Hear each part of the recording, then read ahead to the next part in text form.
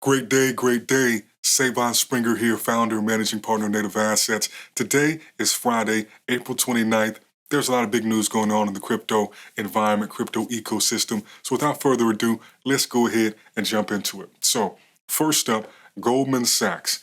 They are offering Bitcoin-backed loans. All right, now, before we go too much further, the curious thing about this past week is that there has been so much substantial progress made on the front of institutional adoption, I'll call it that, or regulatory changes that are really positioning and setting the stage for crypto industry as a whole, Web3, all of that, to really get some serious legs underneath it. And over the last several years, I have always found it quite interesting that we tend to see pretty substantial news while the markets are going sideways, or the markets are kind of lost people's interest.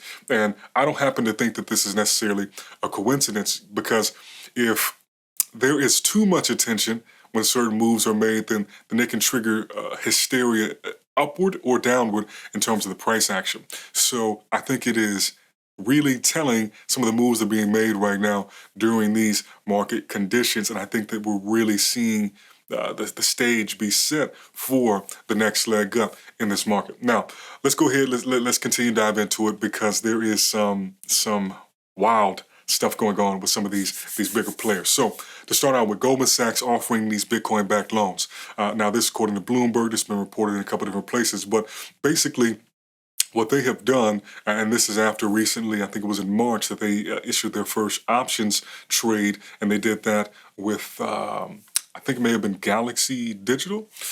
So I may have that incorrect. You can fact check me on that. But either way, they have recently issued a Bitcoin-backed loan. Now, for anybody that doesn't know how this works or isn't familiar with this, in the financial world, there's always been two types of loans, effectively. There are under-collateralized and there are over-collateralized loans. Under-collateralized loans means that, let's say that you want a loan for $1,000, well, you have to provide collateral. An under-collateralized loan is one in which you can provide less than $1,000 and yet get $1,000. And then an over-collateralized loan is one where you still want to get that $1,000, but you may need to provide more than $1,000 in order to get that loan. And most people, when you think about credit cards, a credit card is an under-collateralized loan because you don't give them anything, but yet you get credit. But that's not exactly true. What you provide to them actually is your credit score, right? So your reputation, your credit worthiness. And so it's not an exchange of dollars or money per se, but it is an exchange of value. Now, over-collateralized loans, this is something that for the most part, if anybody ever experiences it, it may be in the form of a mortgage, right? So you may have a home worth $300,000. You may take out a loan against your home for $100,000 or $150,000. That's an over-collateralized loan. And in the crypto space, digital assets as a whole are perfect for over-collateralized loans. And we've seen this with platforms like Nexo, Celsius, and there are others who provide it. But Goldman Sachs has recently begun to offer this. Now, what they actually said, there was a spokeswoman, she says, we recently extended a secured lending facility where we lent fiat collateralized on BTC, BTC being owned by the borrower. The interesting piece for us was the structure and the 24/7, 365-day risk management. Now, this is big because traditional markets, they tend to operate 5 days a week, right, between business hours. And the difference here is that when you provide collateral like Bitcoin, for instance, that is something that can be observed, it can be managed, it can be risk put on, risk taken off the table, all around the clock, 24/7, 365. In addition to this, this has been said many, many times, but Bitcoin really presents itself as pristine collateral. And this really goes back to the properties of Bitcoin. It's fungibility, its portability, its storability, all of this, and the fact that on record you can account for it so well that it's really quite difficult to mess up the accounting. And so this here, I think, is now, don't get it misunderstood. Goldman Sachs is not the first banking institution to do this, but they are a massive banking institution. And so by them getting into this arena, it signals to the rest of the industry that this is okay, that this is the direction that things are moving.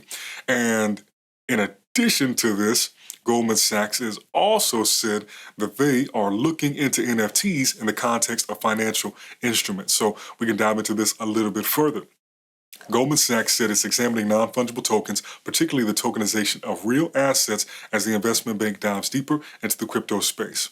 Now, they said, we're actually exploring NFTs in the context of financial instruments, and actually the power is actually quite powerful. So we work on a number of things. Matthew McDermott, global head of digital assets at Goldman Sachs, mentioned this at the Financial Times Crypto and Digital Assets Summit this past Wednesday. So they're offering these Bitcoin-backed loans. They have issued their first options trade, I think it was options OTC trade, and it was to Galaxy Digital.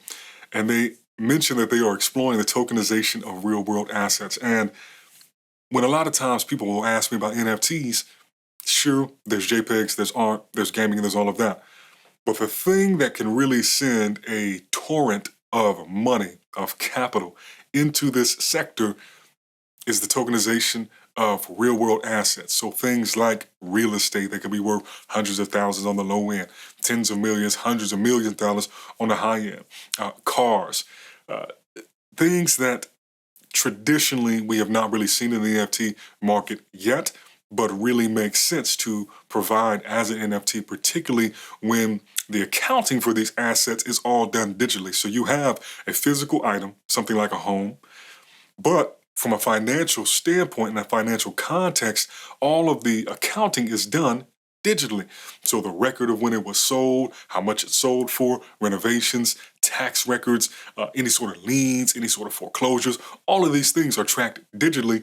And if you've ever spoken to anybody, maybe you do this yourself, but I have a good friend of mine. He is in real estate and he deals with creative financing. So he looks at, really gets in the guts of the historical record of different properties to really see what sort of deals can be done on them. And you would be amazed at how many steps one has to go through to find out who the owner might be, or how many people are on the deed or the ownership record of these homes. And so anyhow, there's a lot of application for NFTs in something specifically like real estate. So we got the Goldman Sachs. Now we stack that on top of what BlackRock is doing. Now, if you don't know, BlackRock is the largest asset manager on planet Earth. So they may have a little bit of pull, they may have a little bit of reach. And they recently launched an ETF that puts together exposure to blockchain companies. So let's dig into this. On Wednesday, the world's largest asset manager, which currently manages approximately $10 trillion in assets, added the Blockchain and Tech ETF, ticker sign IBLC, to its iShares product line. Now, the ETF is comprised of 41 separate holdings, with the largest single holding being Coinbase, and then second to that, Marathon Digital Holdings, and then third, Riot Blockchain, which accounts for about 10.41%. BlackRock published a report that outlined three main areas of the market that are currently undergoing permanent changes. And they said, quote, "We believe the broader opportunity leveraging blockchain technology for payments, contracts, and consumption broadly has not yet been priced in." Okay.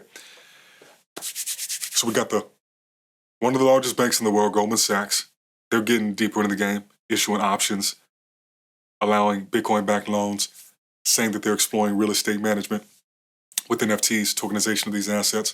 And now we see BlackRock issuing an additional way for people to get exposure to the crypto market. Now, the interesting thing about this ETF is that it holds no cryptocurrencies or digital assets directly. It is only companies that are in this sector.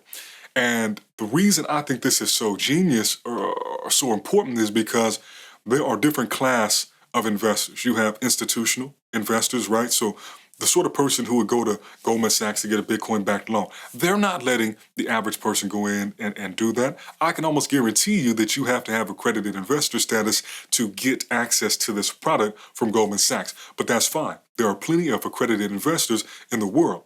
So we have products that are catering to those sorts of individuals. And then with this recent ETF from BlackRock, this is something that the average person most likely can get their hands off. As far as I understand, there's no reason why they can't. Now, I could be wrong about that, right? I have not looked into that detail, but let's assume that the average person can invest in this because iShares is a publicly available suite of products. This makes it so that now we have the high end, the institutional investor, the accredited investor, and now we have it where the more retail investor can get exposure without getting exposure to the digital assets themselves. Now, there's a certain type of person who this is going to appeal to because they may see or deem the digital assets themselves too risky, but be all right investing in tech companies. So now we move over to what really could be the most important domino of all. And this is Fidelity. Fidelity recently announced that they are going to allow people to invest in Bitcoin through their 401k accounts. All right, let's dive in. The company, which manages $4.2 trillion in assets, on Tuesday told the Wall Street Journal and other publications that it plans to permit investors to add a Bitcoin account in their 401ks so long as their employers allow it. Reports suggest the new functionality could be rolled out as soon as the summer of this year. Fidelity would let retirement savers allocate up to 20% of their portfolio to Bitcoin, although that number could change. Now, asterisk there. That means that number could go down. That means that number could go up. Who's to say? Let's continue. Management fees for the Bitcoin account will range between 0.75% and 0.9%, with the exact amount depending on the amount invested and the employer, plus an as-yet undisclosed additional fee. Another asterisk here. So there's always going to be a tax for convenience.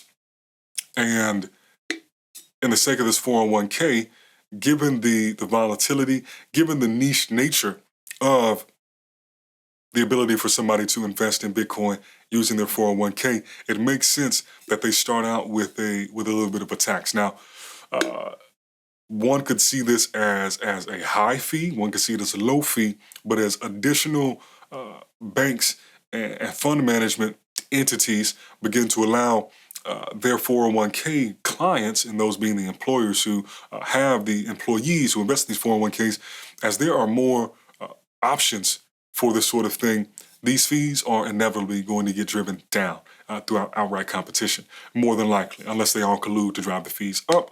But in all likelihood, the fees will go down. Let's keep going. While Fidelity will initially support Bitcoin, it could add other cryptocurrencies as well in the future, according to Dave Gray, head of workplace retirement offerings and platforms at Fidelity Investments. Now, last asterisk of this particular news story. It starts with Bitcoin. Should this go well, should they get the traction they want, or rather, when they likely to get the traction that they're looking for, because on the back end, who knows what the product managers and everybody, what their KPIs are and what sort of milestones they're looking to hit before they iterate this product further. We could likely see Ethereum or Ether come in. We could very likely see Sol or Solana. We could see something like Dot from Polkadot. We could see Sand from Sandbox, the Metaverse project. We could see these different assets also become available for people to invest in their 401ks, but obviously it is going to be conservative in nature to begin with, and we still have to see how these sort of things play out from a regulatory standpoint, because actually, I think it was the Department of Labor came out very recently after Fidelity announced this, and they expressed their concern. They said that they were, let me see if I can just pull it up exactly, but they were very concerned about about this development. Let's see if I can find it. Department of Labor, Fidelity, Bitcoin. Let's see what comes up. But I saw this yesterday. So let's go to Decrypt. U.S. Department of Labor shares grave concerns. That was the word choice I was trying to find. They expressed grave concerns on Fidelity's Bitcoin retirement move. All right. Now, I get it. There is still a bit of fear, or this idea that Bitcoin, that crypto in general, is too nascent, is too risky, too volatile to expose people to because of the conservative nature of retirement accounts. But I think there's a couple ways to look at that. One is like, sure, it still is early, relatively speaking, but given the moves that BlackRock is making, given the moves that Goldman Sachs are making, the adoption is there. The adoption is already coming. The CFTC was recently given domain over regulating stablecoins and cryptocurrency exchanges, right? And so the framework, the investor protections are being put in place. What I think we're really seeing is that typically the incumbents or these older institutions, as they begin to get displaced by novel technologies, they get a little antsy. They get a little timid, a little fearful, and they have every right to express their concern, but I don't think it is truly a warranted or a valid concern, because it's still up to somebody's discretion and the employer's discretion. So there's still several checks in place before any average person is actually able to invest into Bitcoin via their 401k. Now, moving along. This moves us to the kind of regulatory adoption or change of the asset class. And this article is about Fort Worth, Texas, beginning to mine Bitcoin in its city council building. Now, getting deeper into the story, it says that Fort Worth approved a resolution to start running 3 Antminer S9 Bitcoin miners donated by the Texas Blockchain Council in the City Hall building. The pilot program was aimed at recognizing the exponential growth of the blockchain and cryptocurrency industries, in addition to encouraging Fort Worth to become a tech leader. Now, according to the city, each BTC miner will use the same amount of energy as, quote, a household vacuum cleaner, with cost expected to be offset by the mined crypto. The 3 rigs were expected to mine roughly 0.06 Bitcoin annually, roughly $2,356, with the price of Bitcoin at $39,200 at the time of publication. Kapua said that the program would be considered based on the amount of BTC mined, the amount of energy used, and the public awareness of tech and crypto in Fort Worth, Texas. Now, next up in territorial governmental news, we have Panama. And Panama, they basically went on record and said, no, we're not going to make crypto or Bitcoin legal tender, but we will make digital assets exempt from capital gains tax. So the Panamanian Congressman Gabriel Silva, the sponsor of the bill passed on Thursday regulating the use of cryptocurrencies in the country, said the bill doesn't allow for any crypto to become legal tender, but makes it possible for free use as a means of payment for any transaction. Quote, we can't just establish Bitcoin because that would be unconstitutional. Panama has no currency per its constitution, but has officially been on the U.S. dollar for more than a century. Now, prior to the bill, said Silva, it was illegal for digital asset companies to set up shop in Panama, but that would change once the legislation becomes law.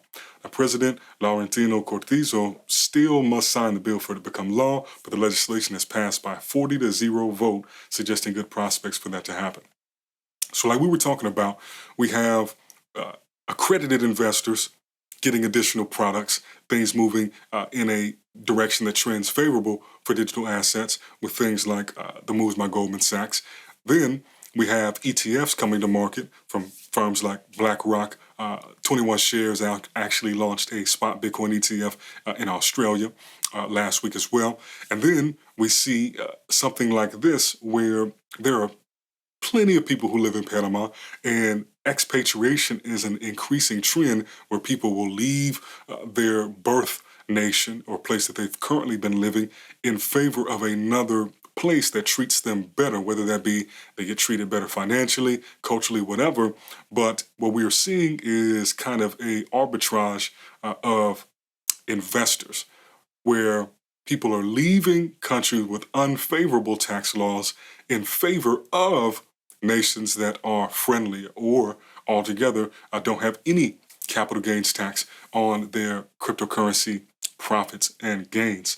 So this is just another domino to fall. Now, let's go ahead and transition, talk about NFTs a little bit. So OpenSea, as I'm sure you know, is the largest NFT marketplace that there is. And they recently acquired a startup by the name of Gem.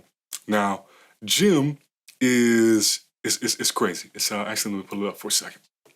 So Gem is effectively OpenSea for people who don't really want to use OpenSea. I'll explain what I mean. OpenSea is the go-to place because that's where the volume is, that's where launches happen, that's where people can find the liquidity for their NFTs, whether they want to sell them, whether they want to buy. But OpenSea lacks a lot of features that the NFT traders or power users wish they had. And Jim fixes that. So I'll give you a concrete example. If you want to buy several of these Ragnarok NFTs or these Karufu NFTs, you have to make separate transactions to buy each of them, or you have to find a bundle and either bid on it or hope that it has the ones that you want and then buy that bundle. Instead, and this is just one of the features, Jim allows you to go in, pick multiple NFTs. They don't even have to be in the same collection, and then process all of those as one transaction on Ethereum. Now, does not mean that the gas fees are going to be necessarily substantially less, but it should save you a decent bit because it's going to bulk all those transactions together instead of having you have a single transaction for, let's call it 10 NFTs. It bundles these 10 NFTs and then allows you to do that in a single transaction. So it will save you gas for sure. Now, I can't tell you exactly how much it's going to save you, but it will save you gas there. It also can show you and highlights different collections that are being swept. And so the terminology, sweeping the floor, is basically where somebody comes along and they buy up all of the floor priced NFTs. And usually this is done in an effort to raise the floor price of a collection. And there are a bunch of other features like this that really make this a perfect platform for NFT power users. And so that being the case, OpenSea swept down and they acquired them. Now let's dig a little bit more into the story.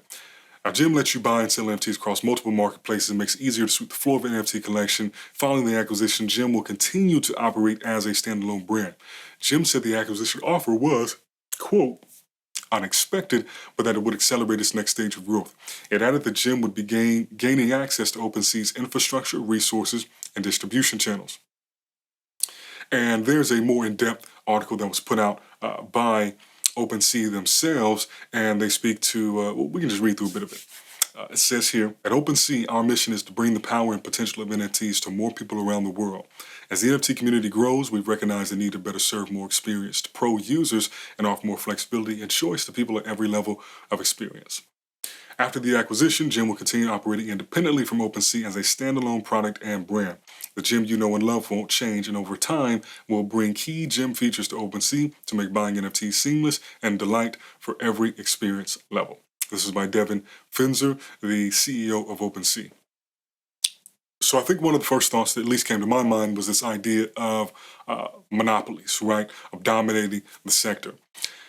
OpenSea definitely has a monopoly. They had it before this acquisition. They definitely have solidified a bit of that by buying what would effectively be their competition. And it's a phenomenal marketplace, Jim is. But what I think it also demonstrates is that they are responding and listening to the users.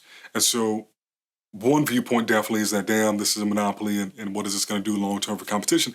The other viewpoint is, okay, perhaps the users, if they're vocal enough, they do have some substantial power because OpenSea could have just ignored this and they could have just stayed in their lane. Now, sure, maybe that would have been detrimental in the long term for their business, but they also didn't have to respond to these criticisms or these desires from their user base to have more advanced features. So, you know, it's glass half full, glass half empty sort of viewpoint, but it's definitely a dominant player in the whole sector and in the space. And sure, they may be getting a bit of a monopoly now, but who's to say what other platform may come along, dethrone them, and innovate on their own terms.